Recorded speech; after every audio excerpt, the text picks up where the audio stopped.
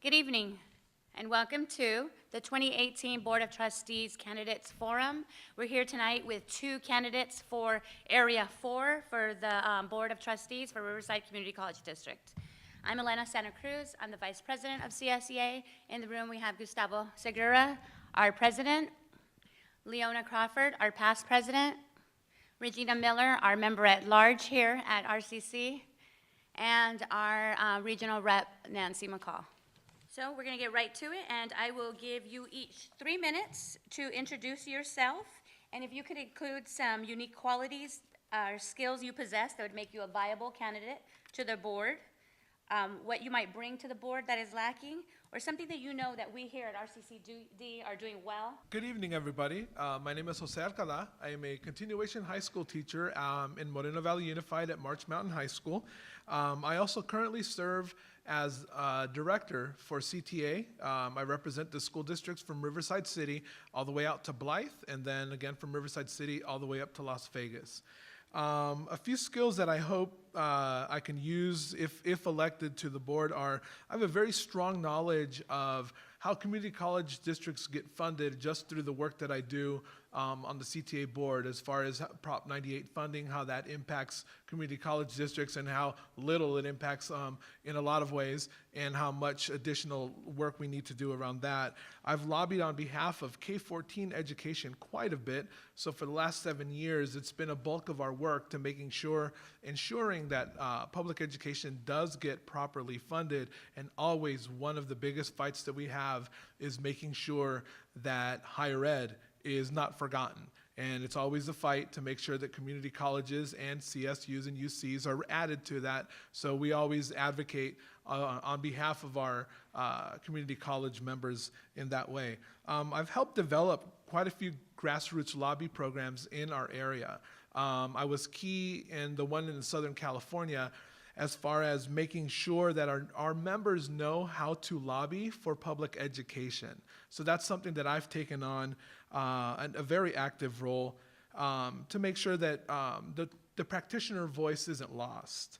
And in that, one of the things I hope to bring to this board is the voice of an actual practitioner, somebody in the classroom to this board, somebody who lives it every day of what students are needing, as they continue to pursue post-secondary education. I also, as a board member for CTA, work with quite a few education support professionals. That's what CTA, we call them, are classified within our ranks. And so they've schooled me quite a bit as far as the challenges that they do have as our classified staff. I believe that RCC provides quite a few diverse programs for students. But with that being said, if RCCD is like any of our K-12s, I'm sure that one of the biggest issues that you have is understaffing for all of the programs that they do have. Not enough aides in classrooms, not enough staff to, operate a room like this, facilities, clerical, in accounting. So knowing how to advocate for those positions, I've done it, and I've worked and listened to the education support professionals within my world, and so I want to bring that knowledge to you all. Thank you, Jose. Bryan, same question to you. Well, good evening. First, I want to thank the RCC CSEA for putting on this forum tonight, and all of you for attending. I know it's Friday, and you're ready to start your weekends. My name's Bryan Hawley. I'm actually a product of the California public school system. I attended community college, and I also got my BS and MS from UCR. I've been in Riverside since 1986, and I intend to be here the rest of my life. I'm an entrepreneur. I built a technology business here in Riverside starting in 1994, and we now employ over 45 people. Education has always been a passion of mine. I've advocated on education issues for the region for decades.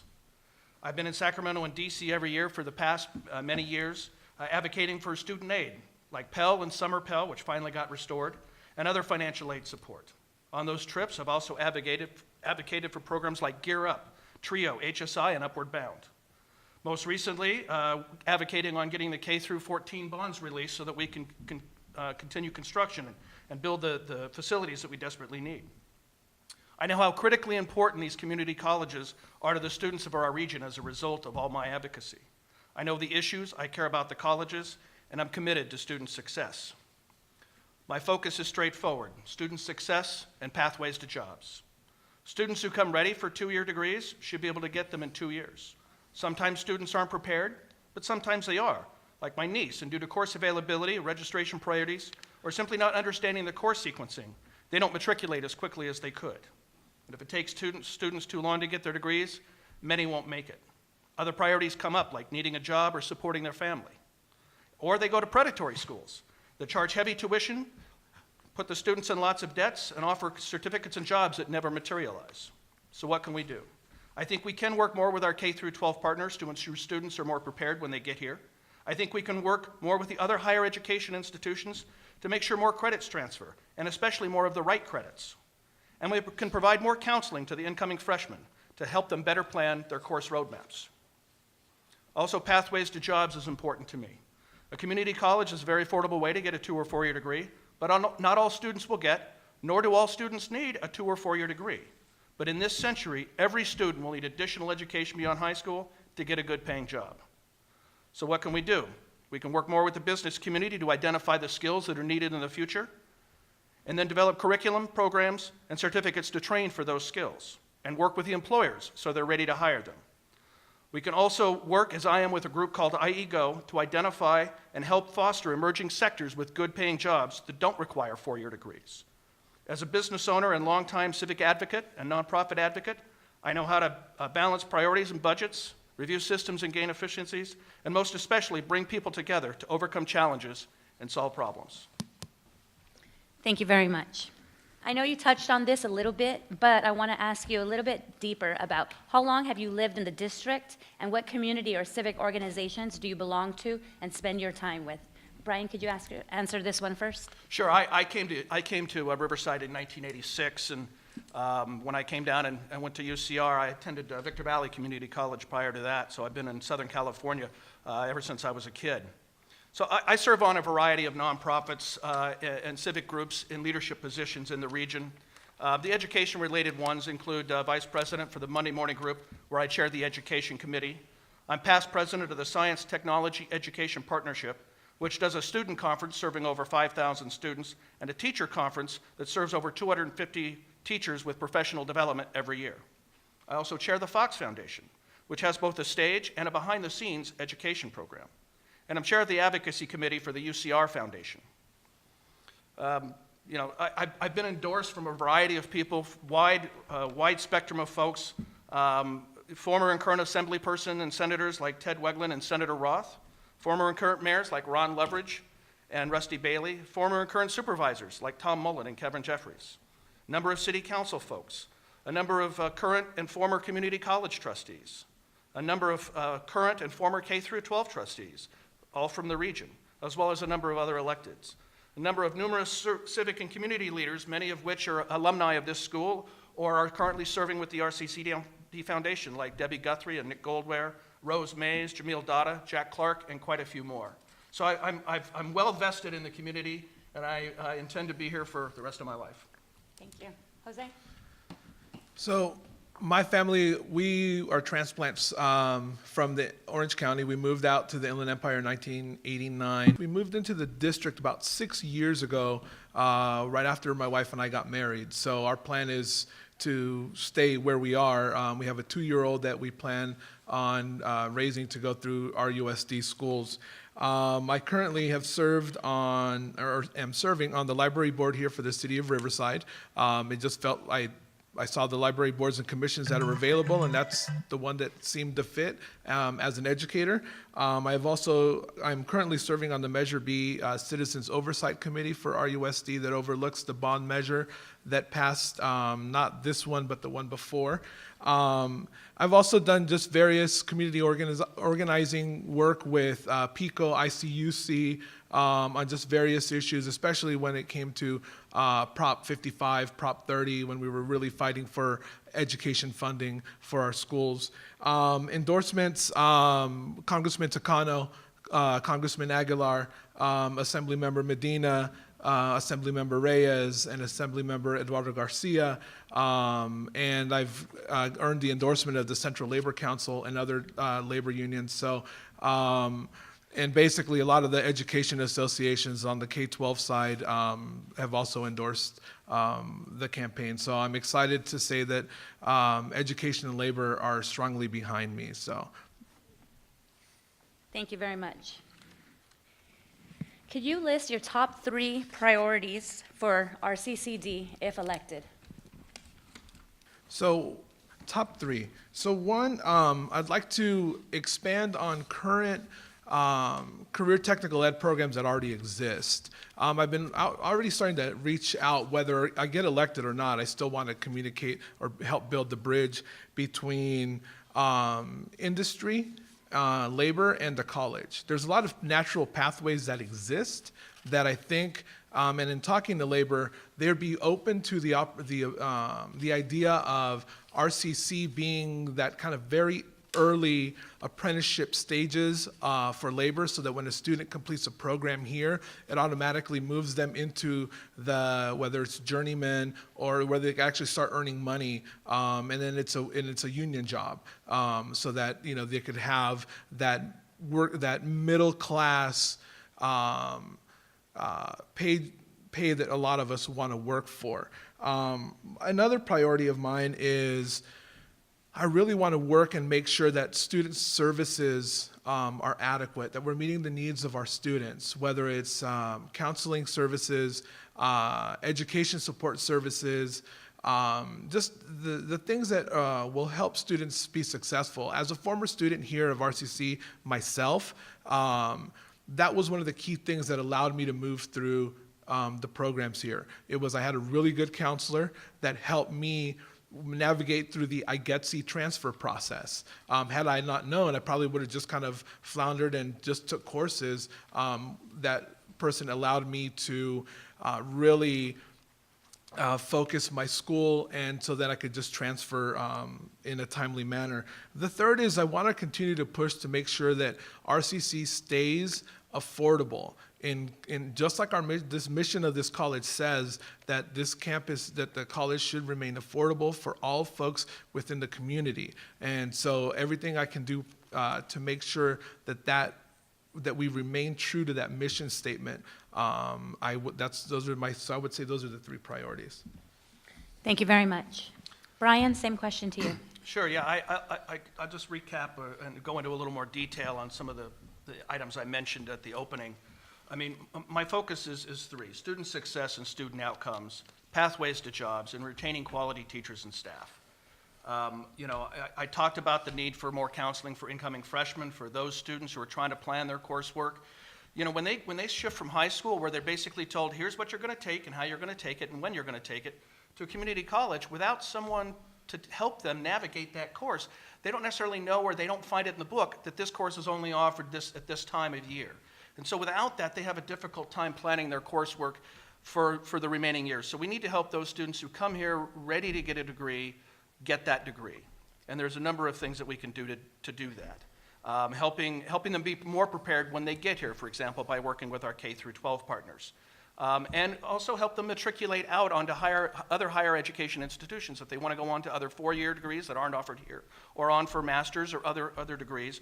We can help them get those credits to transfer. I've been working with UCR and the provost out there to help coordinate RCC and UCR, the transfer, the articulation agreements between the 2 schools, so that more of those credits transfer. Pathways to jobs is also important to me. As you heard me say, not every student is going to want or need a 2- or 4-year degree, but I guarantee you every student's going to need some post-high school education in this century to get a good paying job. And we need to be thinking about what those careers are. We need to work more with the business community to identify what those future skill needs are, not just what they need today, but what they need 5 and 10 years from now, so we can develop programs for that. Work more with the business community. I'm well embedded with the business community here in the region.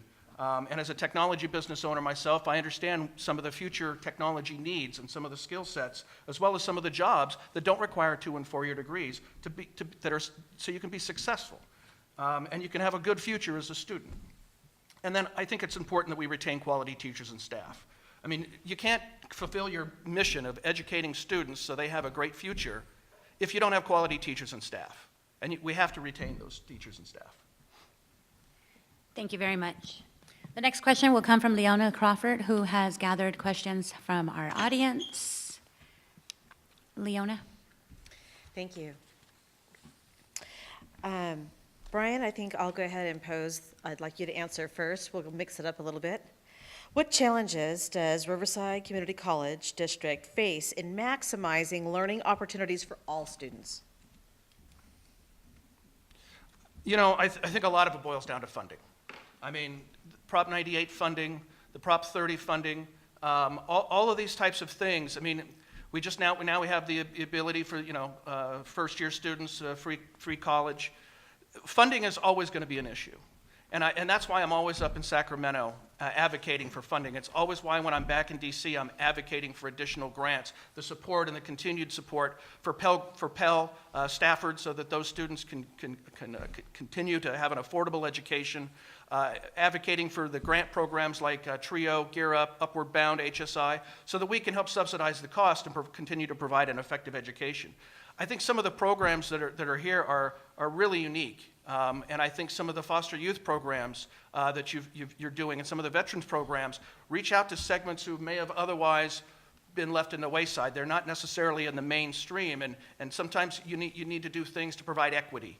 And so I see those issues continuing to be things that are going to potentially hurt students' outcomes. And so it's important that we as trustees recognize those, advocate in advance before they become problems, and make sure we prioritize our spending to maximize the student outcomes, not just one group of students, but all students across the board. Thank you. Jose, same question? So what I struggle with a question like this is that, unfortunately, it's not just a RCCD problem. Until the state and actually the country for just the fact values public education, we're going to continue to Band-Aid the situation. Prop 30 was a Band-Aid until we got to Prop 55. Prop 55 is a Band-Aid until we get to whatever it is. Until you start to really fix the funding for public education, we're going to continue to put Band-Aids on the situation. In the meantime, the advocacy part, whether it's lobbying in Sacramento, lobbying in DC, will help us get there to, because we can't tell the kids, oh, wait until the students, the community are here. They're at our doors. So as a trustee, it is doing with what you have, fighting for more wherever you can get it, fight, scrape, squeeze, whatever you need to do. That's our role as a trustee. So I struggle with that question because it's so much bigger than just an RCCD thing, but it is, I think, our role as advocates for public education, advocates for the students that we serve, that we continue to push for public education to be funded properly so that, and when you do so, that it's not outside of those funding streams like the higher ed gets constantly put, that it be within. So if we're saying we're gonna fund and we're gonna bring schools up to be in the top 10 in funding, that it also includes higher ed in that. Because always what happens is it's always a K-12 thing. K-12 is in there. And then you're like, oh, wait, oh, that's right. We got to also take care of community colleges, Cal States, and UCs. So I believe that it's a bigger picture thing. But in the meantime, it's just continued advocacy for everything that we need to make sure we get it in the classroom so that every one of our students can be served in a proper fashion so they can be productive citizens. Thank you. Okay, next question. Are you willing to state your unwavering support for Project Labor Agreement? And Bryan, maybe you'd like to answer that first. Sure. So, I haven't read every page of the Project Labor Agreement. I do know that when it was originally done for this last set of bond, or not this last set, but the prior set of bond funding, there were certain things that weren't taken care of by the state. For example, the oversight and audit of the wages and the pay. The DIR has taken that back on, so I don't know whether we'd need to spend the $1.9 million that we spent on that firm to do that audit, since the Department of Industrial Relations is doing that now. We've also had the new law passed that requires the contractors to be liable for their subcontractors' pay. I'm a full supporter of prevailing wage. I think that's, I want good quality projects. I do have a concern about agreements that might preclude otherwise good contractors who would pay prevailing wage and have good benefits. So I think the devil would be in the details there. So I think it would depend on what's in the contract. I did look at the results of the PLA. I was at the board meeting, the trustee meeting where that was outlined, and it looked like you had some really good results from that. It looked like, it was effective. But until we have another project labor agreement, which we currently don't have in place, it would all depend on what's in that agreement. So I couldn't say with 100% to answer your question, yes, I would support it because I have to know what's in it and what the details are. I do believe that when bond money comes from local sources, it's nice to have some sort of preference for local contractors, especially when that money is local taxpayer money. Thank you. Jose? I've already been on record. The answer is just yes. I saw the report, and so yes, that's, Awesome. There you go. Okay, thank you. I appreciate that. Okay, so I have one last question from our gallery. If it's possible for you to name one program or department you believe needs more funding, and conversely, which might need less? And then Bryan, you might want to answer that one. Start with you. Well, I wouldn't be able to give you an exact department, Okay. because I don't have the statistics for what every department's paid and the analysis of the return on that investment. That is something that is important. As a trustee, we have to balance the priorities, but up to this point, I haven't had access or the ability to dig into all that information in detail. I can tell you that my priorities are going to center around student outcomes and student success. I already mentioned that I think we could do more in counseling to help those incoming freshmen. I think it's important to understand that you have to have quality employees, you have to have quality faculty and staff. I think you need to pay good wages to attract and retain quality so you have good outcomes for those students. The faculty can't teach and the students can't learn without all the staff that support them, from HR and payroll to custodial staff, lab coordinators, library workers, lab technicians, counselors, on and on and on. Without all these people, the organization isn't going to be effective, and it won't be able to fulfill its mission. So, and that mission is educating students so they have a successful future. I have family members that are teachers, so I know how hard it is to make ends meet in Southern California and raising kids. People have heard me say that I don't think we invest nearly enough in education. I've said many times that the investment we make in education today defines the community that we will have tomorrow. And Jose is correct, that the state has been continually disinvesting in education. We're barely back to 2006 funding levels, and we're in 2018. So I can't tell you exactly what departments need reductions and which need increases, but I can tell you it's important to me, whichever ones will benefit student outcomes. Thank you. Jose? yeah. If I had to pick one, I would say that it would be whichever of those departments is. One of the things that I learned from working with in the work that I do was when the governor gave $500 million as far as career technical ed programs, one of the big pieces to it was that it be tied to regional work that was available. So if in Riverside there is a particular, let's say it's IT, if that's where if our students could come to Riverside Community, to the district, and whether they're coming at Norco, Moreno Valley, or here to Riverside, if the work is there, then we need to do what we can to make sure that our students that are coming through those doors, we can plug them directly into jobs that are locally available to them.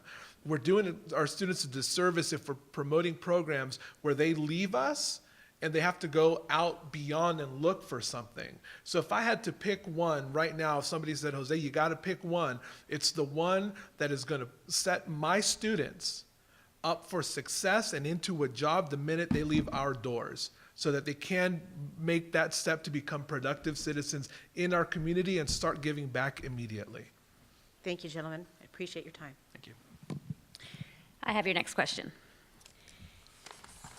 How accessible do you plan to be to CSEA before making decisions that affect classified employees?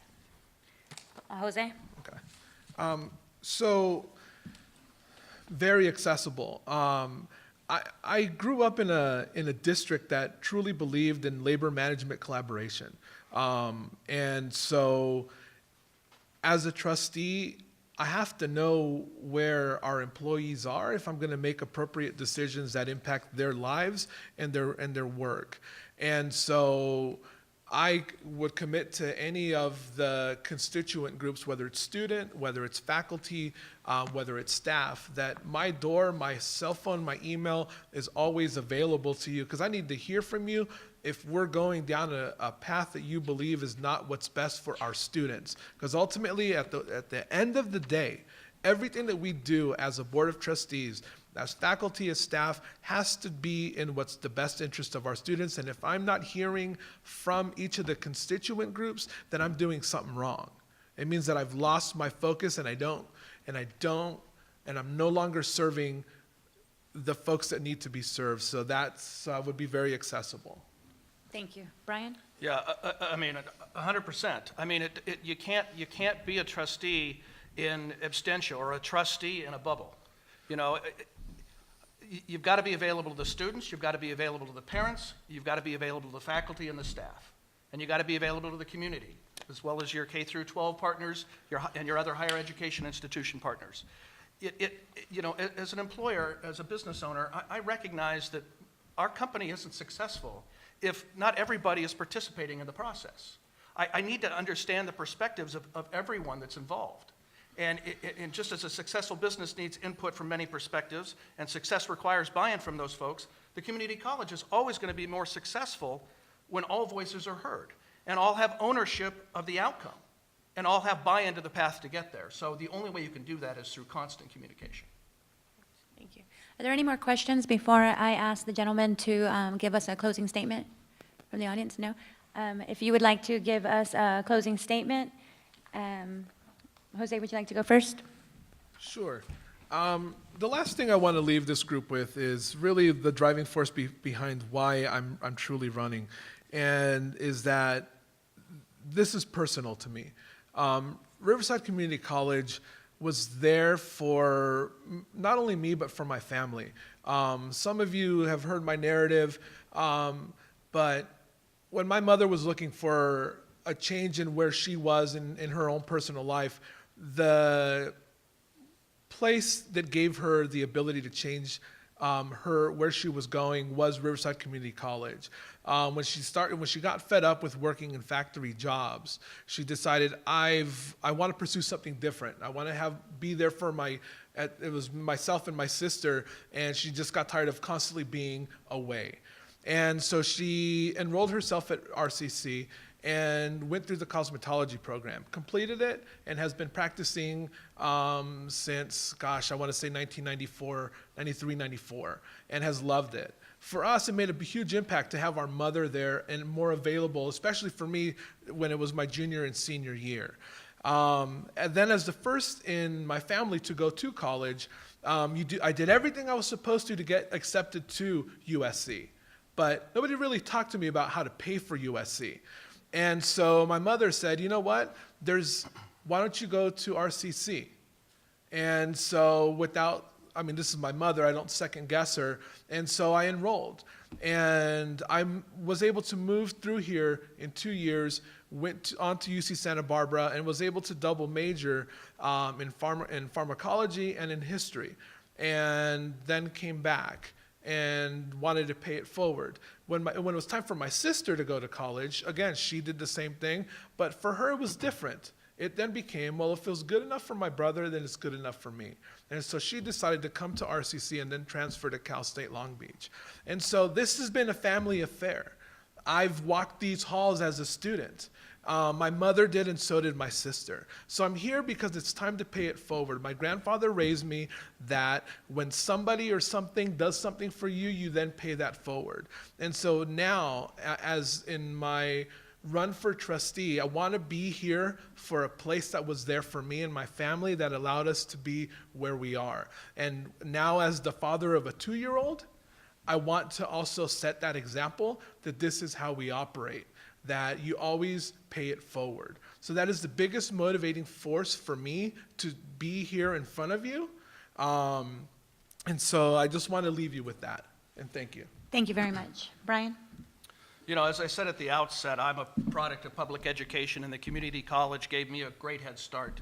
Through all the advocacy I've done the last couple of decades, I recognize how important the community colleges are to this region, perhaps more important than a UC or a CSU for the students of this particular region. You know, education has given me a lot. That community college education gave me a great head start on my bachelor's and master's, and so it's given me a lot. I've got a successful business as a result of it. I've been, you know, enjoying a terrific time here in Riverside, and that's why it's been important to me to always be passionate about giving back to education. There's a lot of things I learned growing up. Two relevant ones for why I'm a candidate include a quote by Thomas Jefferson. And although the context was different then, it still rings true for me today, and that is that those that have the ability to make a difference have the responsibility to make a difference. And the other one is something I learned on my way to Eagle Scout, which was always leave it better than you found it. I believe I have the ability to make a positive difference in students' lives through the community college, and I have a strong desire to leave RCCD better than I find it. You have many accomplishments to be proud of. The annual report doesn't even begin to do all those accomplishments justice. You're doing a fantastic job with getting grants. That's not only due to having great grant writers, but all the staff that support them. Innovative programs like the ones you have for veterans, foster youth, and STEM, the School of Nursing and Completion Counts are great as well. The work with NSWC and NASA looks promising. We just need to capitalize on it. I think we can help students with course availability, registration priorities, and more counseling. I think we can improve relations with K through 12 and other higher education institutions, as well as the business community. I'm not afraid to try new and innovative things, but we have to plan them collectively and properly and provide enough professional development and support to execute them well. I want to help you do more to improve outcomes for students and do more that you can be proud of. As a business owner, I understand it takes a variety of people with different skills and perspectives to function well. I know how to bring those various people together to overcome challenges and solve problems.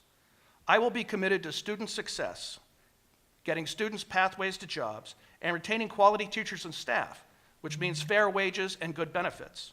And everything I do will be connected to those three principles in some way. Thank you for putting on this candidate forum tonight, and thank you for having me here tonight. I would appreciate and value your support and endorsement. Thank you. Thank you.